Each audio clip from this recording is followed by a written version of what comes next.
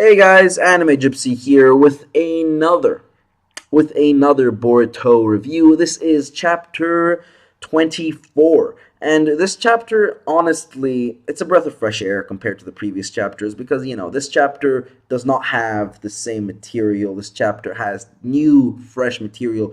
We're not stuck in one location the entire time. We get a flashback, we get a separate location, we get a little bit of Jigen. So that stuff's new, that stuff's fresh. This chapter is better than the previous two chapters. There aren't heavy hinted hints that you know who is you know who. That sort of stuff isn't there, so that stuff is so this chapter is good because all this stuff is gone, at least in my perspective. This chapter is character heavy. So we're going to start with character, then we'll move to story progression and chapter structure. Now, in terms of character, let's talk about Jigen first. Jigen, in my perspective, as a character, boasts a lot in terms of ability from what we've seen. His yin release is something off the charts. We have not seen a character. We have not seen a character create in that much detail so much out of nothing, just using chakra. And I'm pretty sure he's using chakra. If I'm wrong, then I'm wrong. But yeah, so he is in a sense the inverse of Onoki and anyone that uses the Keke Tota, because the Keke Tota uses chakra in order to dismantle objects into a mere molecular level, so to speak. I'm guessing the way his jutsu works is it takes particles in the air, constructs them into inanimate objects. That is my perspective on the matter. What would be crazy if you could create like a horde of zombies or actual animated living beings. What would be even crazier if he could create sentient beings. That would be whoa. That would be whoa. Now, he obviously holds a lot of promise, but I doubt that this is his only ability. I highly doubt this is his only ability. He must have destructive force, and I'm pretty sure his destructive power matches his just unbelievable yin release. Now, Delta. In terms of Delta's abilities and persona, actually, I didn't even touch on Jigen's persona. Jigen's persona seems to be very, how should I say this? He isn't as strict as Delta. He's not on top of things always. He's more of the let's see how it turns out type guy. And he seems to have an idealistic side in which, he's willing to pay a huge sum of money to free a kid. But, I'm pretty sure he used them for experiments. But it doesn't seem like he's really concerning himself with the state of things. He's more, let's see how it goes, and if it goes south, I'll just fix it. So he's very easygoing, as far as I could tell. I could be way wrong, because we don't really get much from him. So it's very hard to tell. And his eyes are different, which might be a hint of a dojutsu that we don't know about. Now, Delta. Delta obviously has very distinct eyes. And her distinct eyes may hint at a dojutsu. Actually, they, in my perspective, definitely hint at a dojutsu. Now, in terms of power, her power is superhuman. We see her kick a table and just gently, and it flies. And the interesting thing is, I think she kicked the table in the direction of Jigen, but Jigen phased through, similar to what Toby would do. So what's the deal there? I think that's what happened, because if you look, she kicks the table in his direction, but then it goes past him. So I wonder what happened. Now, aside from that, her character in terms of persona is very on top of things, very instinctive, very worrisome. She's always worried about, say, the mission. She senses something is off. I gotta fix it. I gotta go. I'm not gonna have your easygoing ways, Jigen. We love each other, yes, but guess what? I'm on top of my shit, and you are not. So can I go now? So that's the type of feel I'm getting from her. Now, the outer guy is the third point in characterization, and honestly, I'll just skip him because he seems like the type of guy that will die the next chapter. Now, finally, number Number 4 is Kawaki. And Kawaki, we get a lot in terms of persona and in terms of power. Whoa! I am confident in saying that currently Kawaki is at the very least Jonin level. Very confident. He's been complimented by both Kunahamaru and Mitsuki, which I'm certain both are at the Jonin level rank. You can't have Senjutsu and not be a Jonin. Or sorry, at least Jonin level. So in my perspective, those two are Jonin level, and they're saying, "Oh, he's too fast. Oh, he's too destructive." Red flags. If a Jonin says that, you are strong.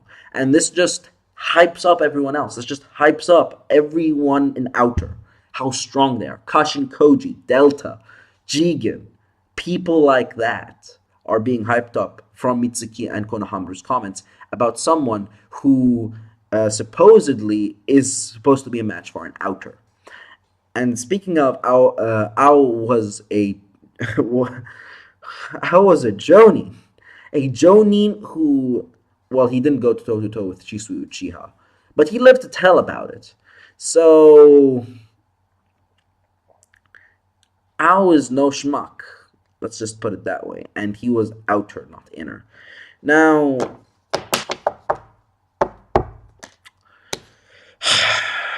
in terms of persona, we get a lot of trust issues from Kawaki. And trust issues develop from an individual being screwed over multiple times. If you're someone that has been screwed over a lot, you're not going to be willing to trust the next person you see. And that's what we get with Kawaki. He was screwed over by his dad, and most definitely by Jigen. And I'm guessing what happened is that Jigen pulled an Orochimaru and was like, "Hey, by the way, I'm your father." And then he pulled experiments on him. And that was that, experimentation on kids. That's why he's the vessel. He's the product of, I'm guessing, a lot of experiments, and I'm guessing one of the experiments got him the karma. And the karma, in my perspective, might also be a symbol that could be given by an Otsutsuki member if they bestow it on you. I'm guessing that what the Sage of Six Paths gave Naruto and Sasuke, the sun mark and the moon mark, I'm guessing that's also karma. Definitely guessing that's also karma. So I'm guessing that Jigen might actually be an Otsutsuki, and he might be giving the karmas away as gifts to his underlings. Like, "Oh, you did a good job, Mr. Outer. Now you're an inner. Give me your hand," type deal. So that is the vibe I'm getting so far. That's my perspective on the matter. Now, story progression.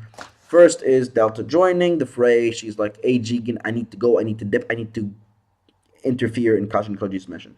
Second is Konohamaru Sarutobi's confrontation of Kawaki, basically telling him, "Hey, dude, we need to take custody of you because that is the Konoha way." Which is like, really?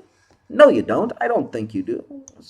Where's this coming from? According to Konoha law, you need to take custody of kids you find. Seems like something Konohamaru just did, or something that was just added in there for the convenience of the story. Now, that aside, the outer arrives, which includes, and that's the third point, which includes this guy with the, and really not much to say here. We find out one of Kawaki's abilities where he could morph his hand into different weapons. And okay, cool. So he's more of a close combat type guy. All right, cool beans. Then we find out that Inner's been monitoring everything that's been going on. And that's worrying, because if Kashin Koji and Delta join in the fray, if that happens, it's game over. It's game over. Unless, and this is the only and I hate to say this, because you know my thoughts about this, guys, especially my subscribers. The only feasible way that Boruto and the others could get out of this. Actually, there are two. The first one is if Sasuke comes out of nowhere and fights. The second one is if Kashin Koji / Jiraiya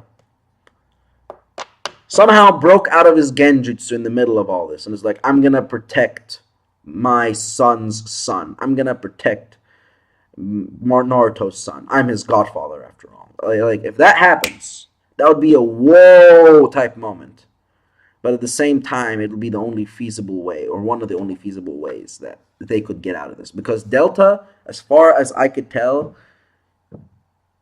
no, you can't mess with that. You can't mess with Kashin Koji.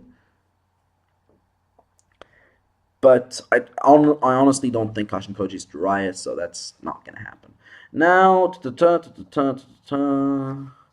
chapter structure. Again, the unique thing about character structure is that you get things from different places. You get a scene in the beginning where you're not in the current location, and then you get a flashback in a separate location. And, yeah.